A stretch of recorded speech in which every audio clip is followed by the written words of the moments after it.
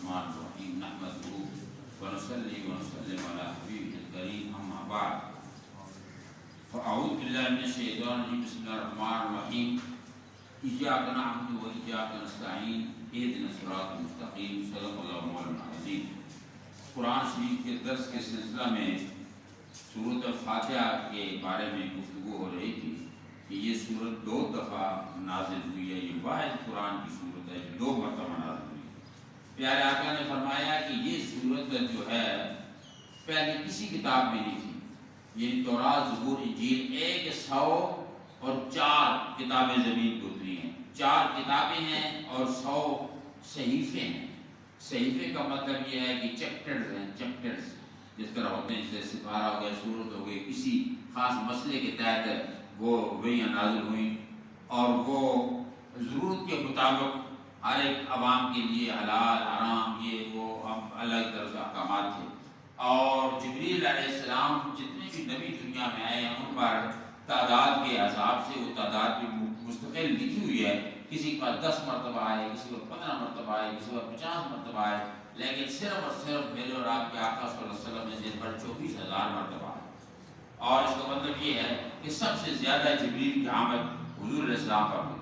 اب اللہ تعالیٰ نے فرمایا ہے یہاں پر تعریف اپنی کرتے ہوئے پوری کائنات کو سمیٹا کہ تمام تعریفیں جتنی بھی سب اللہ کے لیے ہیں، اور اللہ کے لیے تعریف اس کے لیے ہوتی ہے جو تعریف کے قابل ہو، یا ذاتی طور پر قابل ہو، یا عطائی طور پر قابل ہو، یا پھر اپنے کسی افعال کی بنا پر فعلی طور پر، ذاتی، عطائی اور فعلی۔ عطائی رب کی طرف سے ہوتا ہے، اللہ بندے کو حسن دیتا ہے، حسن اللہ کی طرف سے ہے، بندے کو گڈ پرسنالٹی، گڈ چہرہ، هو الذی یصورکم فی الارحام کیف یشاء، جس طرح میں نے چاہا، جس طرح میں نے چاہا میں نے ماں کے پیٹ میں بچے کو صورت دے دی، تو اللہ کی چاہت ہے۔ اس کا مطلب یہ ہے کہ جو بندہ حسین اور جمیل ہے وہ یقیناً رب کی چاہت میں آتا ہے، تو اس کی قدر بھی ضروری ہے۔ اس کے علاوہ قد بہت بڑی چیز ہے، تو یہ چیز نہ ورزش سے ملتی ہے، نہ بھاگا دوری سے ملتی ہے، نہ کسی اور طریقے سے۔ ڈاکٹر بھی بڑا کچھ کہتے ہیں حکیم کہ قد بڑھانے کے لیے یہ کرو وہ کرو، یہ سب بکواس ہے۔ قد اللہ ہی دیتا ہے ہر آدمی کا، اور اس کے بعد ساری چیزیں جو اللہ تعالیٰ کی طرف سے ہوتی ہیں۔ تو فرمایا کہ چونکہ اللہ تعالیٰ نے یہ عطائیں بندے کو فرمائی ہیں، اس لیے تعریفیں اسی کی ہوں گی ہر لحاظ سے۔ رحمان رحیم اور مالک یوم الدین ہے۔ آپ نے جتنا بھی آپ نے قرآن کے اندر قیامت کے بارے میں پڑھا، آپ کو کسی نے آج تک یہ نہیں بتایا ہوگا کہ قیامت میں جنت میں پچھلی زندگی میں رات بھی ہوگی، دن ہی دن کی ہم سنتے ہیں، وہاں تو دن ہوگا اور سورج بھی نہیں ہوگا، یہ چاند، یہ آسمان کتج السماء کتب قرآن میں آتا ہے، جس طرح کتابیں ٹھپ دی جاتی ہیں، یہ سارے آسمان ٹھپ کے سائڈ میں رکھ دیے جائیں گے، تو آسمان بھی نہیں ہوں گے، کچھ بھی نہیں ہوگا، وہاں روشنی اور دن ہوگا۔ اس کا مطلب ہے وہ رب تعالیٰ کے نور کے جلوے ہوں گے، اور ادھر جنت میں نیند چین بھی نہیں ہوگی۔ یہ دنیا کے سارے معاملات ہیں، سونا، جاگنا، بچے، یہ وہ لٹر پٹر میں سارا دنیا کی اللہ نے ایسا ہمیں نظام میں جھکڑا ہوا ہے تاکہ بندے کو آزمائے۔ یہ ہر چیز آزمائش کے لیے بنی ہے، بچے بھی آپ کی آزمائش کے لیے، بچے کی تربیت آپ کیسے کر رہے ہیں۔ آپ دیکھیں نماز شروع ہوئی، بچے تھے، جو ہی درس شروع ہوا بچے بھاگ اٹھ کر، کوئی باپ کو یہ نہیں پوچھتا کہ بیٹا مسجد میں بیٹھا کرو، 4 باتیں سنو، دین کی باتیں سنو۔ نابالغ بچے کا مسجد میں آنا کیسا ہے؟ اب میں آج بڑا خوش ہوا دیکھ کر، الحمدللہ ہمارے جناب ملک خالد صاحب اپنے ہاتھوں سے یہ دھو رہے تھے یہ فرض۔ اب دیکھیں اندازہ لگائیں کہ یہ بڑی مطلب انسان کے اندر کو مارنے کی بات، اندر کے اندر جو من کے اندر غرور ہوتا ہے نا، اس کو مار کر بندہ اس منزل پہنچ جاتا ہے۔ اور یہ چیزیں ہیں، اور جو بچوں کو ساتھ لے کے آتا ہے، بچوں نے پیشاب کر دیا اس مسجد میں، ہمیں کوئی پتہ نہیں کس صف کے اوپر پیشاب کیا ہوا ہے، کہاں کون سی جگہ ناپاک ہے، ہم نماز پڑھ رہے ہیں، اس لیے یہ بہت ضروری ہے، بچوں کی تربیت بہت ضروری ہے۔ یہی بچے کل آپ کی زندگی کا معمار بنیں گے۔ جب بندہ جب مر جاتا ہے تو یہ بچے ہی دعا کرتے ہیں، یہ بچے بڑے ہو گئے۔ یہی وجہ ہے کہ آج کل جو باپ مرتا ہے تو بچے کو یہ فکر نہیں ہوتی کہ میرا باپ مرا ہے میں اس کے لیے دعا کروں، روئے یا دل میں دکھ ہوتا نہیں ہوتا، وہ کہتا ہے یار چلو اچھا ہو گیا، سب کچھ مل جائے گا، باپ کا آفس مل جائے گا، دفتر مل جائے گا، پراپرٹی مل جائے گی، گاڑی باپ کی۔ لیکن اس کو یہ فکر نہیں جو مصلی باپ کا مسجد میں تھا، جہاں پر وہ بیٹھ کے نماز پڑھتا تھا، وہ کس کا ہے، وہاں مجھے بیٹھنا چاہیے اس کی جگہ. خلف الرشید ہوتی ہے اولاد. تو اولاد کی تربیت کرو گے تو یہ اولاد آپ کے لیے کرامت ہوگی اور عزت کا باعث بنے گی. ورنہ اگر تربیت نہیں ہوگی تو میرا خیال ہے کہ یہ دنیا داری میں ہم ایسے پھنسے ہیں کہ بالکل قطعی طور پر اولاد کی طرف ہمارا کوئی دھیان نہیں, کوئی رجوع نہیں. اللہ تعالیٰ سے دعا کرو رب العالمین ہمیں تربیت عطا فرمائے. بچے نیک ہوں گے تو آگے بڑھ کر ہمارے لیے مستقبل سہارا بنیں گے. اب دیکھو باپ کی جگہ بیٹا ہی آتا ہے نا. باپ کے حضرت اپنے پیر صاحب تھے یہاں ہوتے تھے, میں نے ان کو جوانی میں دیکھا ہے. یہ پیر اپنے عبداللہ جان صاحب, میں 70 سال 1970 میں جب میں پڑھتا تھا راولپنڈی میں جامعہ علوم میں, یہ اس وقت ینگ جوان تھے بالکل.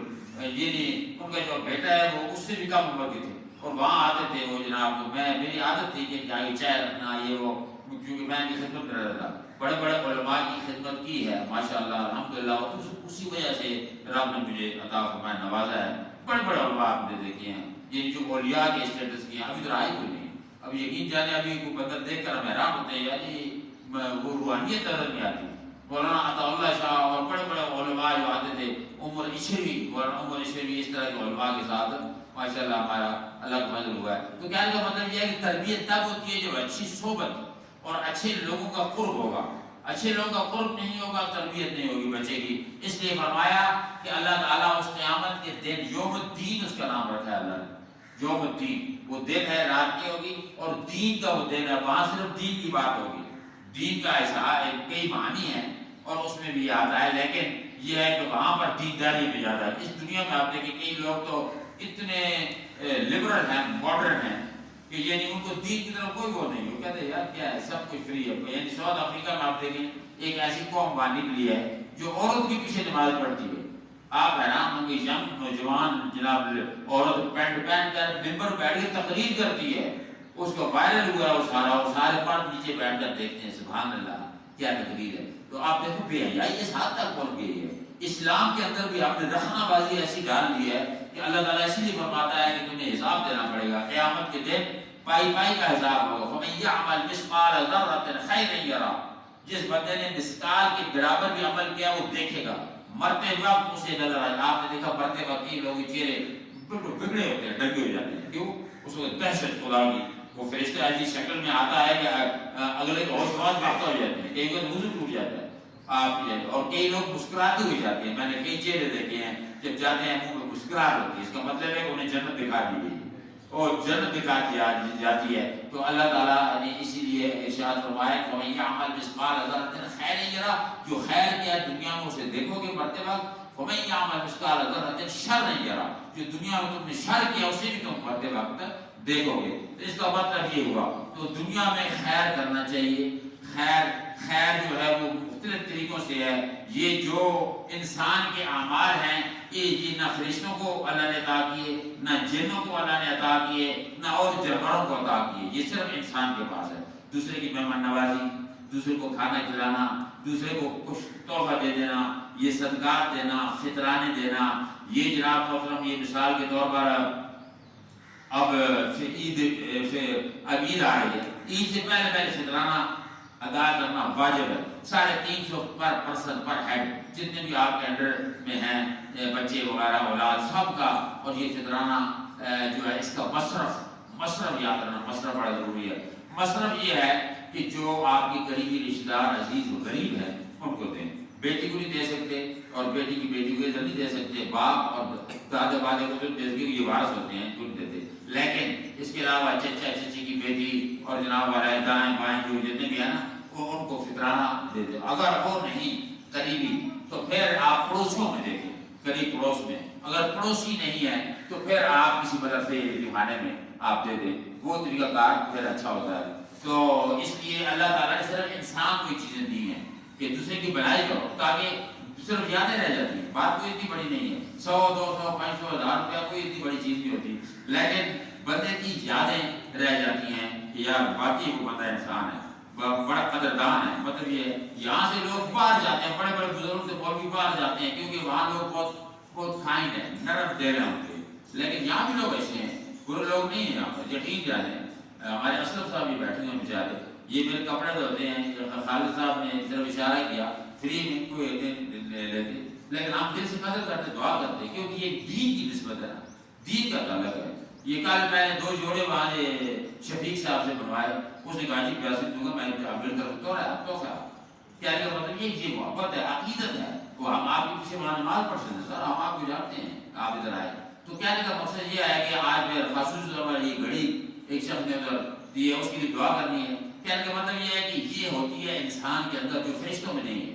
فرشتوں کو دینے لینے والے فرشتوں میں کوئی بات نہیں. ہم کہتے ہیں فرشتہ انسان سے افضل ہے، انسان سے افضل فرشتہ نہیں ہے. بندہ کامل فرشتوں سے بھی افضل ہے. اگر بندہ بن جائے، دوسرے کی بھلائی، دوسرے کی محبت، اللہ کی عبادت، دل کی سچائی چاہیے. ہر معاملے میں دل سچا ہے، سمجھ لو کام میں کامیاب ہو گیا. لیکن اگر چھوٹا سا فطور دل میں آ گیا، ریاکاری آ گئی، دکھلاوا آ گیا، تکبر آ گیا، پرائڈ آ گیا، فرمایا اس نے سب کچھ ضائع کر دیا. تو اس لیے اللہ تعالیٰ کی دعا مانگو. رب العالمین صدقہ شہر کریم کا آج جا رہا ہے، رحمت والا مہینہ ہے. یا اللہ تعالیٰ، یا اللہ تعالیٰ اس کو دوبارہ پھر ہمیں نصیب فرما، بار بار ہمیں زندگی نصیب فرما. اللہ جی ہم اس کی قدر نہیں کر سکے جو قدر ہمیں کرنی چاہیے تھی. ہم لفظوں میں پڑے رہے، دنیا کے حوث و حرص میں پڑے ہیں. اللہ اپنے فضل کے ساتھ ہمارے دلوں کا انشراح فرما، ہمارے دلوں کو نرم فرما، ہمارے دلوں میں اپنی محبت، اپنے پیار کی محبت پیدا فرما، مسجد کی خدمت کا جذبہ پیدا فرما. یہ مسجد کی صفائی کرنا یہ انبیاء کا طریقہ ہے. حضرت ابراہیم کو کہا جاتا ہے بیتیا للطوافین والعاکفین والرکع السجود، میرے گھر کو رکوع کرنے والوں کے لیے اور سجدے کرنے والوں کے لیے صاف کیا کرو. تو وہ اپنے جھاڑو صاف کرتے تھے. یہ انبیاء کا طریقہ ہے. لیکن ہمارے لوگ بچوں میں یہ نہیں ہے. بچوں کو تربیت دو کہ مسجدوں کو صاف رکھو، مسجد کا احساس کرو. یہ مسجد قیامت میں ہمارے ایمان کی گواہی دیں گی. یا اللہ تعالیٰ شاہ کریم سے ہم سے خوش کر کے بھیج. یہ مہمان تھا تیرا جو ہمارے پاس آئے ہوا تھا، ہم اس کی قدر نہ کر سکے. کما حق کو ہم نے اس کی قدر نہیں کی اور نہ اس کی قدر پہچان سکے. اللہ تعالیٰ تو اپنے فضل سے اپنا فضل فرما، کرم فرما. عدل کریں دے تھا تھر کمبن اونچیاں شانہ والے، فضل کریں دے بخشے جامن ساڑھے جے منہ کالے. رب العالمین تمام کے روزے، نماز، دعائیں قبول فرما. جن جن اللہ نے تیری راہ میں صدقات کیے قبول فرما. ہمارے والدین کی مغفرت کر دے، جو دنیا سے چلے گئے انہیں جنت عطا فرما. ہماری طرف سے تحفہ مغفرت انہیں پیش فرما. ان کی روحوں کو ہم سے خوش فرما. رب العالمین فلسطین و کشمیر کے مسلمانوں کی اور دیگر دنیا کے مسلمان جو پریشان ہیں ان کی مدد فرما. اسلام کے جھنڈے کو بلندی عطا فرما. ہمارے جتنے بھی اس ملک کے پاکستان کے رئیس لوگ ہیں، امیر امراء ہیں، انہیں توفیق دے وہ غریبوں کی مدد کریں اور پاکستان میں بھوک ننگ کو ختم فرما. اور یا اللہ اس پاکستان میں رزق کی فراوانی عطا فرما. یا اللہ اسلام و شریعت نافذ فرما. مسجدوں کو آباد فرما. تمام علماء کو حق ہوئی اور بے باقی نصیب فرما. یا اللہ تعالیٰ جن حفاظ نے کرام میں قرآن سنایا ہے ان کی سارے قرآن پاک قبول فرما.